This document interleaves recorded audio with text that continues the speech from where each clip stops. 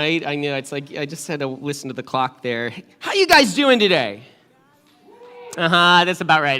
It's about a 3-second pause, and then I guess we're okay. One of those days, right? I mean, I think a lot of people are fighting sickness, and again, all those at home, man, we're praying for you. I know a lot of people are sick. This kind of flu thing is going around. It's not COVID. It seems to be a whole nother thing. So wonderful. So much fun coming into the fall here. But I'm excited, and I'm excited that we can get into the topic that we're continuing on in here. We've been going through this series, Good News for Everybody. And I've really been, it's funny, I've been surprised through it, even though I'm, sort of directing this and choosing this topic. And honestly, I've thought of this before we started, kind of like taking medicine. Like when kids take medicine, I'm not sure, probably a lot of us have done that recently, right? Made a child take medicine, right? And you're just like, look, this is something that you need to be done. I felt convicted. I felt like as I prayed, like this was an important topic for us to talk about, sex, sexuality, all the things that come along with that. I felt like this was really important for us to cover, but I wasn't particularly excited about it. Because I have to be the guy who comes up here and talks about this stuff, and sometimes we make Ryan do it. So thanks, Ryan, for being willing to participate in this fun topic. But I didn't think I was going to enjoy this experience. It's like taking medicine. But I've noticed this, and I've been surprised by this, that people are actually very happy to talk about this stuff. They're relieved to actually dig into these topics. People who don't follow Jesus are actually really happy to at least listen and think through at least a thoughtful expression of what the Bible teaches about sex. Even if they don't agree with it, they're willing to engage on it. I was genuinely surprised by that. Because as we think about this issue, I think the way it's become so culturally sensitive, sexuality, gender, marriage, not marriage, singleness, all these things have become so charged that we just assume people aren't wanting to engage. I have found that I was wrong in that assumption. So I would encourage you to think about that. What are the things that we are just like avoiding, the topics that we're avoiding, that God presents to us as opportunities to flourish and to live a good life, a holy life, a blessed life, but that we think of, I don't want to talk to people about that stuff. I think there's lots of things like that. And so I wanted to just point that out. I was particularly surprised as we came in here, and I'm trying to, talk a lot about the different aspects of the idea of Christian sexuality and the Christian sexual ethic. And I've been relieved to find that the Christian sexual ethic is not about control, which is kind of the way it's painted in its negative light. It's like, oh, well, God is just super controlling about sex. Like, he's got a lot of opinions about it. Like, oh, boy, God is so heavy, or he's a prude. But it's not about that. Rather, what the Christian sexual ethic is about the fact that there is an internal logic to people. Because people are created. We're created people, and we're created with certain desires, and our lives function in a certain way according to our design. That's what the Christian sexual ethic is. It's just implied in it. So it's not about, well, God just wants it this way. It's that you want it this way, whether you know it or not. Actually, you cry out for a biblically sound sexuality. Paul explains that idea in 1 Corinthians 6:13. He says this. He's talking about sexuality. He says, food is for the stomach, and the stomach for food. It's an analogy, right? And then he compares it to the body and sex. He says, however, the body is not for sexual immorality, but for the Lord, and the Lord is for the body. There's a very direct comparison being drawn there, talking about the rationale. See, the rationale of sexuality is rooted in the facts of who we are, what we were created to be, what all of us are like, whether we believe it or not. The Bible is making a claim about you ontologically, what you are, what you're like, what your being is actually like. The stomach, the analogy is this way, that the stomach is perfectly designed to be in a productive and life-sustaining relationship with food. It does that well. That's what it was created to do, to take food, to digest it, and turn it into energy which sustains life, without which life ceases to exist. So too, to extend this analogy, your body is designed to be in a life-giving relationship with God. And what you do with your body has implications for your relationship with God. Now, you might be able to use something not according to its design, right? But you can't do it forever. My parents are here, and I don't know the first time they brought me to McDonald's, but they did something to me. You know, they introduced the idea that things that aren't food are food. Because McDonald's is not food. But it's so delicious and I want it so much. It smells so good and it smells like food, but it really isn't food, right? You could eat McDonald's cheeseburgers forever. And McDonald's cheeseburgers and McDonald's fries, they taste so good. McDonald's, right? It's a little advertisement for them. Don't go to McDonald's after this. And sometimes I really want to only eat McDonald's cheeseburgers and fries. By sometimes, I mean most of the time. But I couldn't do that for very long. Not because God says so and God's a jerk, but because my body would tell me, you can't do that. Usually about 45 minutes after I eat McDonald's in ways that I won't get into. Or after about 15 years of eating only McDonald's, your body will tell you, no, you can't do that because you probably are going to have a heart attack. Right? There's just some internal logic to the person. When we misuse our bodies, eventually it catches up with us. That misuse will catch up with us. Such is the logic around sexuality when it comes to the Bible.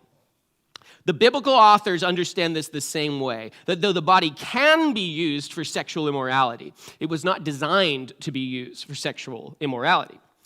And to use the body for sexual immorality is to disrupt and get in the way of its designed purpose and its proper functioning.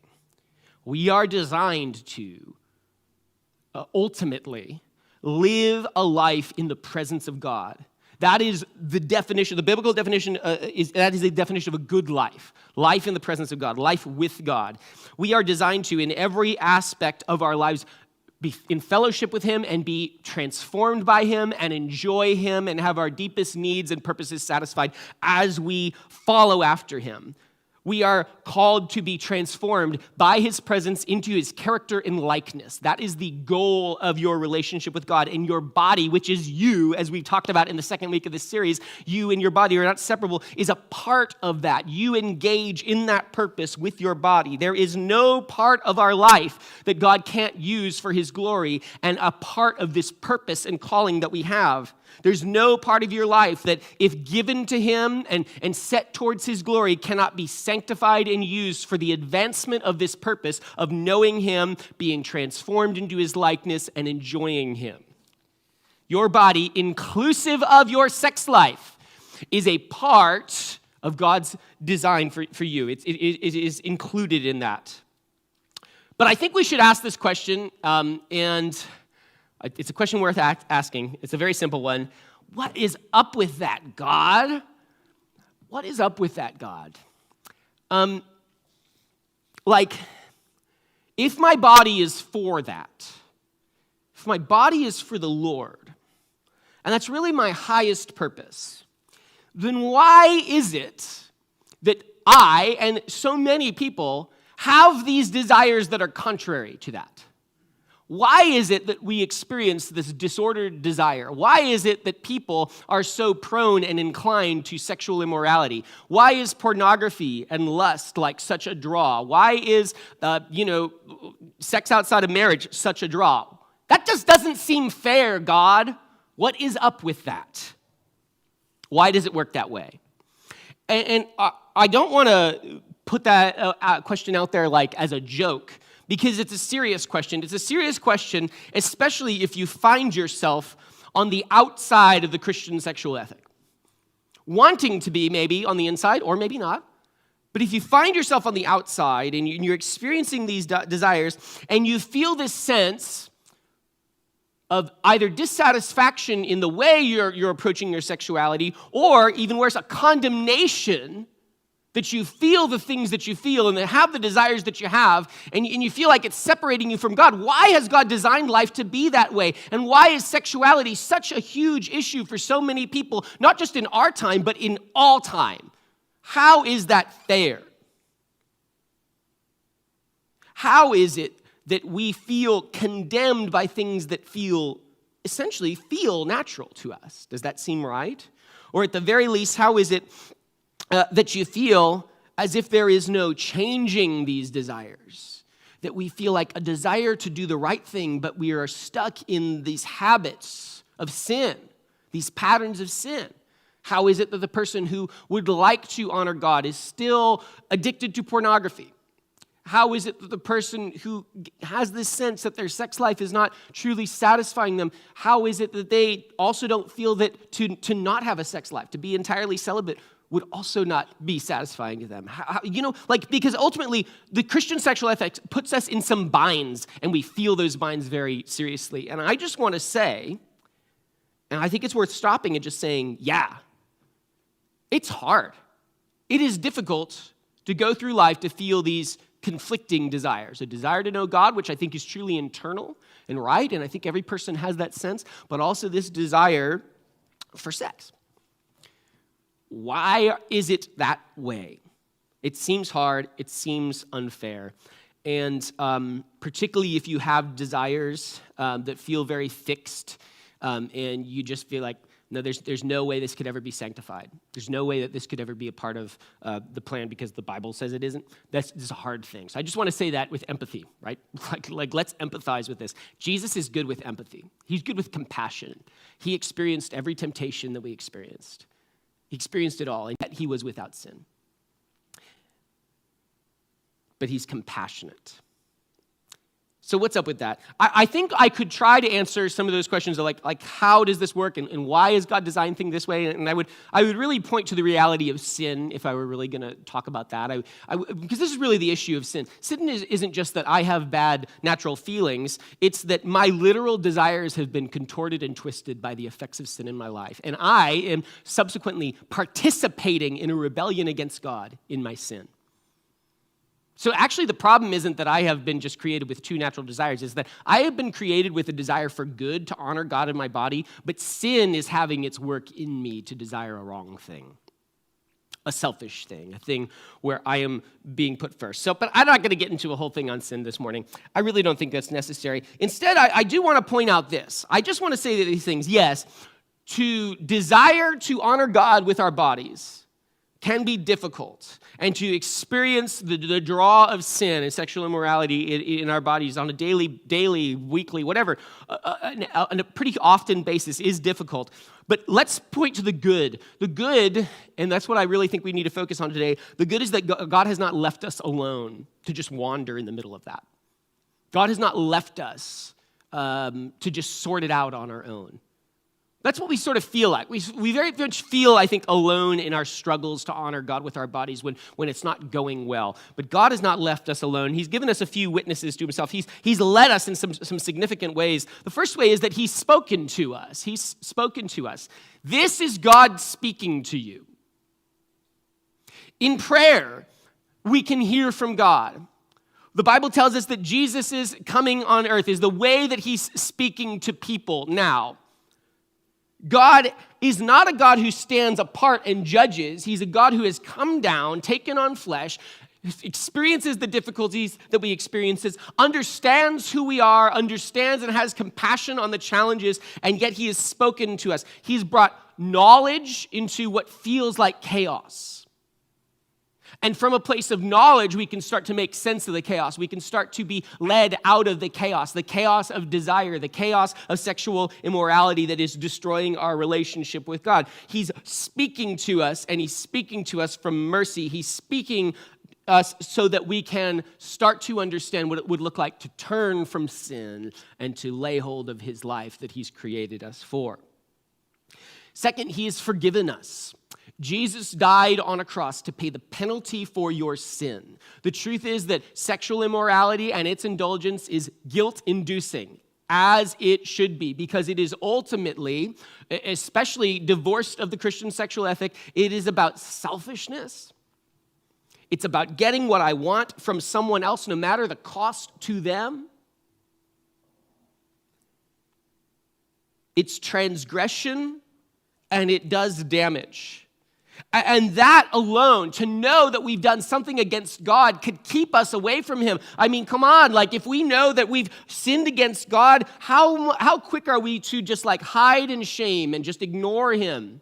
But what God has done is he has died on the cross so that we would know that he cares enough about us to take away our sin, to take away the shame, to take away the stuff, this internal condemnation that is separating us from him. He has preemptively died so that we could know that there is a way to glorify him. There is a way to live this life in the body where we feel all these contradictory and condemnation and shame in our lives, and he's dying so that we will see that we can come to him. He's answering us, recognizing our need and meeting us in that moment. And third, he's just given us pathways, I'd like to say, pathways so that we can be us, but still honor him. I think that's interesting. A lot of times, I think that we think that religions provide for us ways to cease to be ourselves and to become different sorts of people. And usually the way we think that happens is that we'll just become stronger people, better people. But the Christian story, the story that's marked by grace, not performance, is different. It's that Jesus comes and meets us right where we are in the middle of our sin. He doesn't say, oh, you're over here and I'm over here and there's this thing between us. You just got to climb over the wall and do better. What he does is he cuts a pathway between where he is and where we are, between where we should be and where we experience ourselves to be separate from him. He makes a pathway so that we can make our way towards him and deal with the sin and the difficulty and the temptation that we experience on a daily basis. We talked about one of those pathways last week. I mean, a way that God meets us as we are, and that's the way of singleness. And Paul talks about singleness. He says it's such a value to people. It's good for a person to be unmarried and to just like be able to worship God and to not have to be engaged in a sexual life. He talks about that in 1 Corinthians 7, 8 through 9. He says, I say to the unmarried and the widows, it's good for them to remain as I am. He was either single his whole life or he was a widow. There's some debate about that. But if they don't have self-control, they should marry, since it is better for a man to marry than to burn with desire. So Paul identifies one of these pathways that we can live this kind of renewed life in the flesh as people that we are, and one of them is to be single. That's that if we can handle the temptation, we can handle sexual desire and not go off into sexual immorality, then we should go ahead and be single and devote our lives to seeking the Lord. That's the good recommended thing. We don't treat that as a really good thing in our culture. And that needs to change, and I talked about that last week, so I don't want to get into it too much. But another pathway, another way in which God meets us as the people that we are, with the challenges that we have, is by giving us the gift of marriage.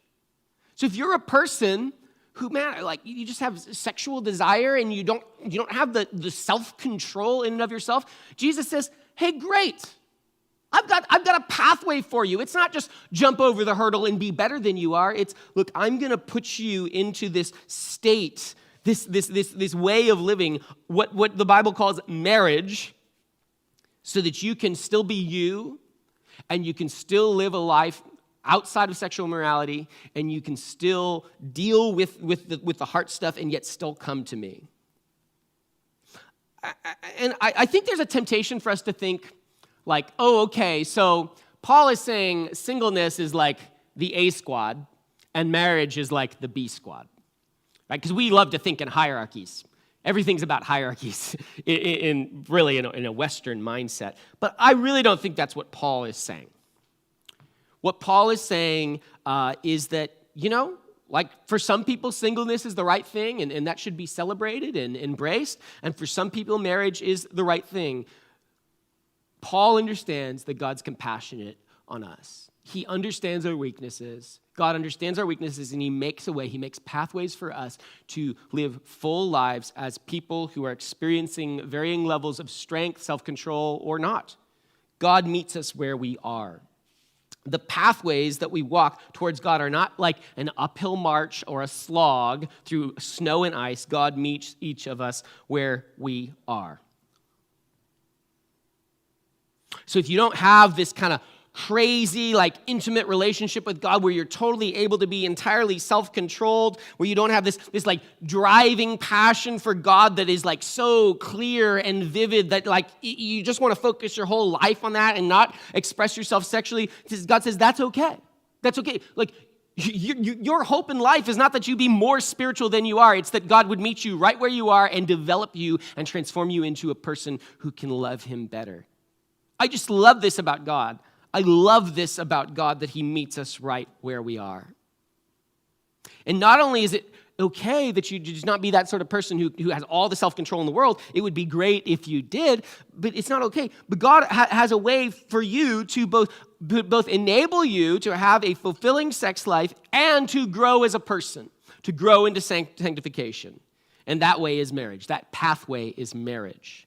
Marriage is not less than singleness. It is just another way in which we can, as people, come in and grow into a fullness and a dignity of living life in the presence of God. It's a good thing. Marriage is a good thing that needs to be understood.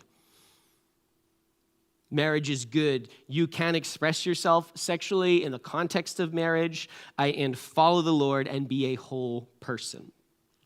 We've been going through this series, and every week we've been talking about the Christian sexual ethic, and I've got it up here, and it's really about marriage. Really, the Christian sexual ethic is defining where marriage is, and that is that sexual intimacy is a gift from God to be expressed only in the context of marriage. This is what Christians have historically believed all throughout history for 2,000 years, that marriage is a gift of God to be expressed only in the context of marriage. And marriage is defined as a lifelong, covenanted, exclusive partnership between one man and one woman for the sake of uniting and procreating. I take this to be kind of a summary of the biblical understanding of sex, sexuality, and where it is permitted. It is permitted in this context of marriage. And so what I want to do is just explore this definition of marriage throughout the rest of the day and understand the ways in which marriage is such a gift to us as people who are experiencing desire. It is a gift to us because it will create in us and transform our desires and sanctify us. It is a sanctifying institution. So just looking quickly at the distinctives of marriage, one that sticks out in our culture in particular is this one man, one woman part. Because as you can see, it precludes the possibility of same-sex marriage. And I really do think that's what the Bible teaches.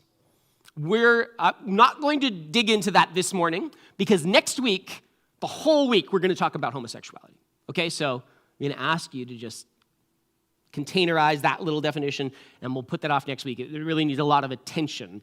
Next week, we will ask the question, what does the Bible say about homosexuality? Does it really say what we think it is? Because there's lots of arguments going on this day and age about what it does say. And then what is it that people who are attracted to people of the same sex, what can they do about it? Okay? So that's what we will talk about next week, just to get you aware.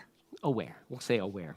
But not going to spend any more time on that today. But I do think that it's worth noting that marriage is a union of two differently sexed people who are of opposite sex. And I think that's important because a significant part of why marriage is between one man and one woman is because marriage is categorically the uniting of difference. Do you understand that? I don't know about you. Like they say opposites attract. There seems to be some logic in that.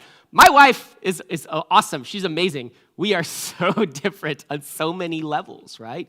And I think that there's actually something inherently important about that in marriage. Two people come together in marriage. They are different types of people, literally different sexes. They deal with different things. And what God does in marriage is he unites difference. And that is part of what marriage is. The uniting of people through the forming and then strengthening of bonds of love over a lifetime is precisely what marriage is for. It's to take two people who have different motives for being in a marriage, who have different ways of thinking about life and the world, who have different ways of thinking about what is love, and then taking those two different people and their different experiences and uniting them, making them one, sanctifying both of them over the course of a lifetime of learning to love one another. See, marriage is a pathway of grace, one that is not, and this is, I think, really the important point, it's not just an accommodation of sexual desire. Like, that's kind of how we think of marriage. It's like, oh, well, God would prefer that we be single, but since we're not really strong enough, like, he's just going to let us go ahead and have sex because, people want to have sex and you got to make babies somehow, so, you might as well.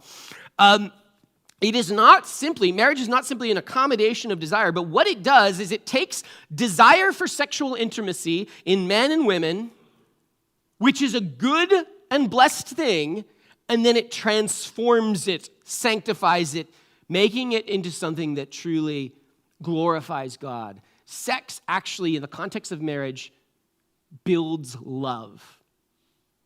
That's the argument I'm going to make, and we're going to see that over time. So how does that work? There's an analogy that I'm very proud of. You should know. I'm unduly proud of this analogy. And I think it kind of illustrates what's going on in marriage. And I always say this, it says marriage is like a greenhouse. There it is. There's my little greenhouse that I stole from the internet. The very structure of it actually creates an environment where this growth and uniting can happen. And it can happen in all seasons. It can happen when things are great and when things are difficult. It can happen when things are hot and when they're cold. A little double entendre. Look at things that grow in a greenhouse are protected from the extreme heat and from the extreme cold. And what marriage does is it protects and encloses whatever is planted there. That is, these two different sorts of people who are called to grow into a love of God and to a love of each other. Marriage, the institution, and its defining characteristics, which we will talk about further here, it is there to protect that thing so that that uniting can happen and that the transformative work of marriage can happen. So let's think about this greenhouse analogy and how marriage works. Two qualities of Christian marriage that are pretty distinct but are essentially important are that it's lifelong and that it's exclusive. Again, this is from my definition, and I think it's very clearly what's commended in Scripture in terms of the sexual ethic and what marriage looks like. It is lifelong and it is exclusive. So when a person gets married as a Christian, what they are doing is they are making a totally crazy commitment to a person, to their spouse, to exclusively love, exclusively direct their sexual desire towards and their love towards their spouse for the entirety of their life, which is maybe a long time. You don't know. That's part of the commitment and what makes it crazy, that it's just forever. Is a long time. Till I die, till death do us part, is a very long time, potentially. And for many people, particularly in our culture and in our day, they simply believe that a lifelong commitment is just too much. And the rationale for that is usually something like this. How can we know if in 10 years or in 20 years we'll still be in love? So how can we commit to each other for life? Because maybe we're going to get there over time and find, well, we don't actually love this person anymore. I heard, pastors have a bad tendency to bag on Oprah. And Oprah's not the worst person in the world, but I heard Oprah say something that was talking to one of her guests, and her guest said, oh, well, I'm just getting divorced because we both decided that we just didn't love each other anymore. And Oprah was just like, oh, that is such a good choice. That's such a great example for people. Because if you just stop loving each other, why be married anymore? Why care about each other anymore? There is a skepticism in culture about the longevity of marriage, that it would be lifelong. Sometimes also there's skepticism about the exclusivity of marriage, because you can ask the question, and people do, well, how can I know that this person will sexually satisfy me over the course of my lifetime? Maybe at some point, I'm going to want someone else. And don't I have the right to that? And I would say, fascinatingly, the characteristics of marriage, that is, its exclusivity and the lifelong commitment, are precisely the conditions which make it so that the rationale of marriage actually works. You get this? It's like these two things, these two attitudes and the approach towards marriage and commitment to each other actually create the conditions where these questions aren't relevant. And if these things aren't happening in marriage, these questions become really relevant. It's kind of an alchemy going on here. Think of a greenhouse again. Look, the thing about greenhouses is greenhouses with broken windows are good for what? Nothing at all. A greenhouse with a broken window will not do what it is designed to do. It doesn't matter if it has a roof, doesn't matter if it has one of the sides intact. If one of those window panes is broken, there's nothing there, a greenhouse will not function. It cannot protect what's growing in those things. So too, these commitments, the lifelong nature of marriage and the exclusivity of it, actually create the environment within the greenhouse so that the transforming and the growing of love can actually work its way out, so that we're not asking these questions when we're 10, 20 years down the road in marriage. If I am, when I sign up, I'm just saying, and I'm understanding and entering into marriage on the basis of a lifelong and exclusive commitment, then actually I am creating an environment where my desires for my spouse can change and mature over time, not diminish over time. Yet if I enter into marriage without these expectations, I am creating the conditions in which when things get difficult, I will bail. And when temptation comes, I will go elsewhere. It's the very attitudes of marriage and the approach to marriage that makes it work, that it be lifelong and exclusive. It will not work unless these things are in place. Marriage is not just a convenient contract. Marriage is a commitment. And I want to just say something, and I probably should have said it right when I introduced the idea of lifelong commitment. I know that there are people in this room who've been divorced, and I'm not saying any of this to condemn you, by the way. But I'll tell you, if you want to know how important exclusivity and lifelong commitment is to marriage, just ask anyone who's been divorced. Because usually when marriages fail, and I'm not talking about who's at fault, and there's a lot of things that go on, there's no shame involved in this, but usually the shakiness of marriage comes in, and marriages become fragile when these two things aren't really honored and cared for. And it's sort of it's almost like circular argument, right? It's circular logic. But I think it's so true that these two things will make for a lasting marriage, or they will make for a marriage that ends up breaking. And if you've been divorced, again, like the Christian sexual ethic is not here to shame us. It's not here for that. If you feel like bad, man, I was divorced, know that God has pathways for you in the middle of all this. Divorce is a tragedy. You know that because you went through one maybe. It's painful. It hurts. But God can still renew and restore your life. I would say that. I think that's really important to understand. And if you are in a marriage right now or a second marriage, then understand that this lifelong exclusive commitment is so important for the continuance of that marriage. It really is essential. The other element of marriage, right, that it is exclusive and a lifelong commitment, is that it is covenanted. And I think this is probably really the most important thing, that marriage be covenantal, which is to say that it is a serious vow taken in the presence of God. It is a holy commitment that you make to join yourself exclusively and for the entirety of your life to another person. And it has the effect that now you can think of yourself not only as yourself, but you can think of yourself as one with your spouse. That is the degree to which marriage is serious. It literally transforms you as a person. You and your spouse, if you're married, are no longer just two individual persons trying to find their individual interests. You are one person. That means that marriage is not about managing the competing interests of two parties. If you think about your marriage like that, you're not thinking of your marriage as a covenant. Thinking of your marriage as a covenant is about finding the best thing for the two of you who are actually one person, finding the single good for both of you, because you are not your own. Put it another way, marriage, covenantal marriage, is about love, real love, which is love that considers the good of the other over the interest of the self.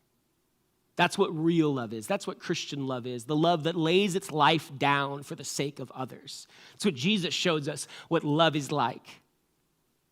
If you have a covenantal commitment, a holy commitment to another person, to no longer see as a person with whom you are in competition, but a person whom you are there to serve and love, then you will create the conditions, these greenhouse conditions, where your marriage can thrive and become what is truly supposed to be. And I just got to say, again, that sort of attitude is going to combat these other questions of, well, what about over 20 or 30 years, when I don't feel like I love this person anymore? If I have this covenantal commitment where I don't even see a separation between me and my spouse, but instead I just look for the good of my spouse above all things, well, then I am going to have a safe and secure marriage. That is what we are called to. Hey, let's look at Ephesians 5.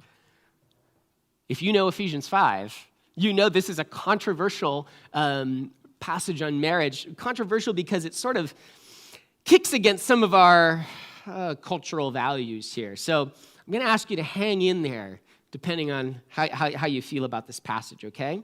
So I'm going to read you Ephesians 5, and this is the CSB translation. It says, you already see it, right? You already see it, and you're like, Wives, submit to your husbands as to the Lord, because the husband is the head of the... I'm making so many people so mad right now. Don't worry. I'm not trying to play a trick on you.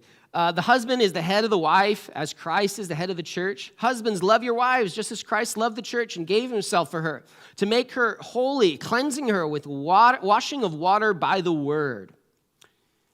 Now, look at this is I would say this is a passage of scripture that is divisive. Because there's really at least two ways to read this. Oftentimes, this passage is thought of and filtered through kind of our cultural values of hierarchy and power.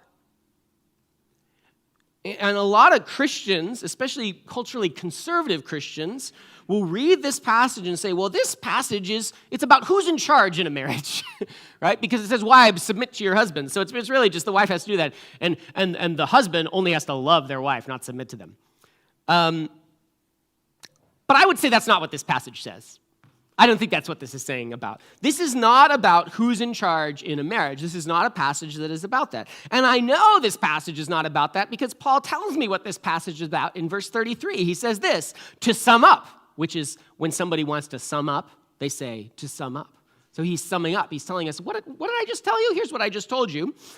Not the boss of the marriage is the husband, and the not the boss is the wife. To sum up, each one of you love his wife as himself, and the wife is to respect her husband. This is not a power passage. This is a covenantal commitment passage. This is a passage that is indicating how important it is for spouses to love and respect and submit to each other, to value the interests of the other over their own interests. Now, you might say, but Pastor Trey, he never told men to submit to their wives. He told the men to love their wives, and he told the wives to submit. See, it's right there in verse 22. And I would say, you're right. In verse 22, he does say that. and he doesn't say in verse 22 that husbands should submit to their wives. He actually says that in verse 21. Okay? So verse 21 says this, and this is N.T. Wright's translation. He says in verse 21, he says, "Be subject one to another out of reverence for the Messiah. Wives, be subject to your own husbands as to the Lord." It's really funny. Actually, let me pull this up. Okay, so if I were to pull up Ephesians, which I will do, it's funny the way the text works. Because if you read your Bible, what you find is Ephesians 5:21 is right up here. And then there's this heading. In this version, it says, "Marriage like Christ and the church." But the thing about it is when Paul wrote this letters, he didn't write these headings. These headings are not a part of the scripture. They are editorial comments made by the board who's translating. And there's some logic to this being broken up. So verse 21, "Be subject to one another out of reverence for the Messiah," and verse 22, in almost every text of Scripture, in every biblical translation, is separated by both a paragraph and a heading, a pericope, talking about wives and marriage. And so that has led us to believe, this verse 21 idea of being subject to one another isn't really that important because verse 22 emphasizes what's really important, and that's that wives should be subject to their husbands. But you know what was crazy? If I actually go back into the Greek language, and I look at verse 22, which we have translated as "Wives, be subject to or submit to your own husbands as the Lord." Do you know what it doesn't say? In the Greek language, it doesn't say submit. The word for submit is not even in verse 22. It's not there at all. It actually says, "Wives, to your own husbands." Now you might say, well, why do we have submit here? It's because it's an implied verb, submit, and it's implied from the previous verse, verse 21, where it does say submit. So the only time that submission is mentioned here is actually in verse 21, where it says, "Be subject one another, submit one another out of reverence for the Messiah." The emphasis of the submission is on one another, and then the implication in verse 22 is wives should submit. Because if one another's, men and women, are mutually submissive to each other, then of course wives will also be submissive. But we take this to read it, he's really getting to the real point, which is that wives should submit. Because we want to read things through a lens of power. This is not a power passage. This is not a power passage. This is a call that we should serve and submit to one another. Submission in marriage, it is important because no one should dominate in a marriage. A husband or a wife should not be domineering or cruel. Jesus makes it so clear that the use of power is not to be like that. It's not to be about lording over one another, but marriage is to be an institution where we are mutually serving one another. And yes, I think we could go back to even to this passage as well as to other passages in the Scripture and say, certainly there is difference. Husbands and wives are different. They play different roles, and that's okay. But it's not to this end of who gets to not make dinner, right? Which is sometimes the way we read these passages. It's so kind of crazy to me, the way Christians sometimes take these things and contort them and make them all about power when really the point that Paul is making is that you just need to love each other. You're going to arrange your family the way you want to arrange things. My wife doesn't work full time, and so she stays home with our kids most of the time, and she does a lot of the housework because I'm here most of the time. I get to do the dishes. It's the only thing she lets me in the kitchen for. But that's her. She doesn't want me there because I make a mess of things, and I'm just the worst. I can get better. I swear I can get better. Both are called to mutual submission and love. The covenantal commitment that we have is to look out for the interests of one and another. That is what marriage does. And if we don't do this, if we don't understand this covenantal love that we're called to, then marriage just doesn't work. It won't function. It's like a greenhouse with broken windows. It will become an environment where unity and love cannot grow and where maturity in marriage cannot happen. It'll be like this greenhouse with broken windows, where we don't have mutual love, respect, and even submission. Marriage can't play the role it's supposed to do. It cannot function in the way it's supposed to. Marriage is for this. It is God's design to meet people where they are and transform them into people who love well, who are transformed into people who love God and love others well. And as we wrap up here, I want us to think about this because really, I've talked about kind of the dynamics relationally in marriage, right? But I haven't talked about sex in marriage. And so now we get to have that wonderful talk. We're going to have a sex talk. Sorry. What is the role of sex in marriage? Because in the end, we are talking about sex and sexual desire. That's the point of this whole series. Fascinatingly, this greenhouse, this marriage, a lifelong, exclusive, and covenantal commitment to each other, it has this amazing effect. Besides making us people who love each other well, is that it can take our natural desire for sex, which God says, okay, I get that about you. This is a part of who you are, so I'm going to let you express that in the context of marriage. It can take that desire for sex and not take it away, but it can transform it and refine it over time. A marriage that is lifelong, exclusive, and covenantal, sex will be a part of that marriage, but it will start to be something else over time. Sex is a part of marriage. It's important. It's one of these things that, and I just pastorally need to tell you, if you're married and if you are medically able to have sex as a couple, you should have sex as a couple. It's a good thing. This needs to be said. I know that because Paul tells me that in 1 Corinthians 7, 2-5. He says this, because sexual immorality is so common, each man should have sexual relations with his own wife, and each woman should have sexual relations with her own husband.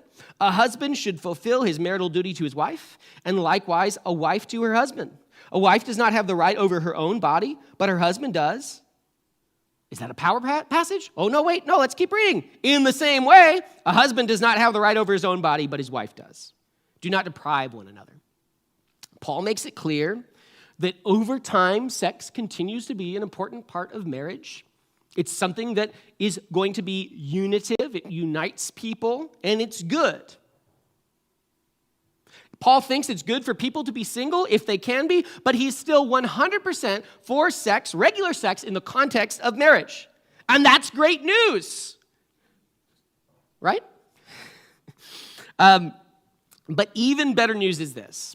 It's the fact that in the context of marriage, God can take your sex life, your sex drive, something that maybe is not entirely necessary, but is a very natural part of us, and turn it into something that will drive us to love God even more. So let's think about it in marriage, in the context of marriage for a second. Let's consider for a second what people are looking for in their sex life when they're first married. So if you're married, you can probably think through this. I would argue that in every single marriage, sex begins as something that we do from self-interest. That's how it starts. Phase one of marital sex is you get married, and ideally, you haven't been having sex before marriage, but we're talking about the ideal here, and you engage in sex with your spouse from self-interest. Probably, I'm going to make some generalizations that are not always true. I think it's important to say that different people experience sexual desire in different ways, but generally, men engage in sex from a desire for pleasure, a desire for stress relief, a desire for essentially selfish things. Selfish, but not like, oh, you're so selfish sort of thing, but just because in the beginning, we are not really familiar with our spouse, right? But we have a desire for our spouse, and usually it is a fairly self-centered desire. That's for men. And then oftentimes for women, though not always, I really was hesitant to even say this part, but I think it's important that oftentimes women have a different motivation in sex than men, but not always. Sometimes women are interested in sex for the sake of pleasure, but also oftentimes women are very aware of their desire for sex so that they can have an intimate connection with their spouse. You get how different people come into sex in the beginning with different motives, but essentially they are self-interested in these early stages of marriage. They are each spouse is looking for something from their partner in marriage, and it's really about self-interest, and that's okay, it's normal, because that's how God created us to be. We are to be people with sexual desires, and we're to express ourselves in the context of marriage. But the beautiful thing that happens over time in marriage is that those desires and our self-interest transforms. And it transforms actually usually through a rocky period that I'm just calling the negotiation phase. Okay? And just as somebody who's done a lot of marriage counseling, this is where marriage gets made or broken, in the negotiation phase. And what happens in the negotiation phase is, people have come into marriage with different expectations of what sex is supposed to be, how satisfying it is, what it's supposed to be for, what they want from it. And they find that their spouse and them have different motivations. And sometimes their motivations don't align, and sometimes their desires don't connect all the time. And so then sex starts to be something that we negotiate over. I'm not saying this is a bad stage. This is a normal stage, probably in about the 3 to 6 year range of marriage. Once you've been married for a while and you've done all the enjoying honeymoon phase of marriage, we get into this negotiation phase where, and again, to generalize a little bit, and I apologize, where usually the man says, well, I'd like to have more sex. And the wife says, oh, I'm tired. And I would just actually like to be more emotionally available to me. Instead of just interested, in your self-satisfaction in the context of our marriage, right? What we experience in this negotiation phase is that marriage is not what we expected it to be. Sex is not actually what we expected it to be. And men and women, different people, in the context of their sexual relationship over time, are not as satisfied as they thought they might be, because we've made an idol of sex. Men make an idol of sex. They think it's supposed to be pleasurable, make them feel powerful, make them feel secure. Women make an idol of sex in the same way. It's supposed to be the place where I get all the emotional connection. I get the attention of my spouse. And then you find over time that it doesn't really work out super perfectly. And so there's this negotiation phase where we are doing this thing, where we are, instead of being two people who are serving the interests one of the other, we're trying to work out our own interests. And this isn't to condemn anybody here, but if you are, young in your marriage, and honestly, I think people can spend the first 10 to 15 years of their marriages dealing with this stuff, then the invitation is for you to move out of this negotiation phase and to understand what God really has for you in marriage and what role sex is to play in a healthy marriage. And that's that we should be getting to phase 3, which is other serving.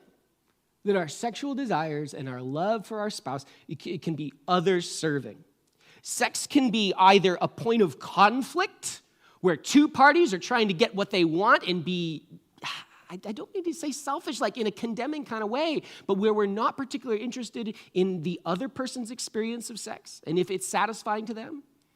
But instead, it can become, in the context of a lifelong exclusive covenantal commitment where we are learning to love and value the other spouse, sex can actually become something that serves the goal of uniting and creating a love bond where we're becoming others serving, even in our sex lives.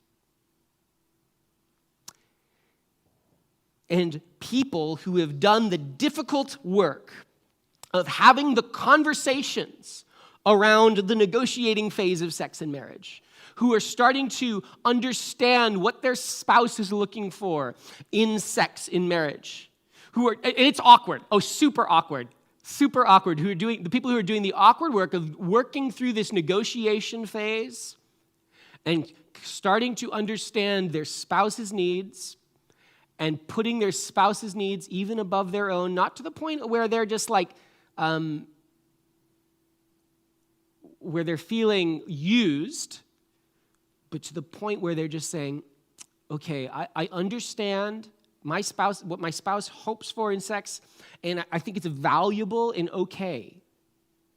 And I love this person. And so I can, through our sex life, serve them, and then the same thing happens on the other side.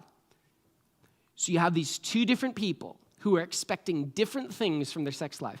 Over the course of years, are starting to understand that sex can be a place of mutual love and of other-serving commitment.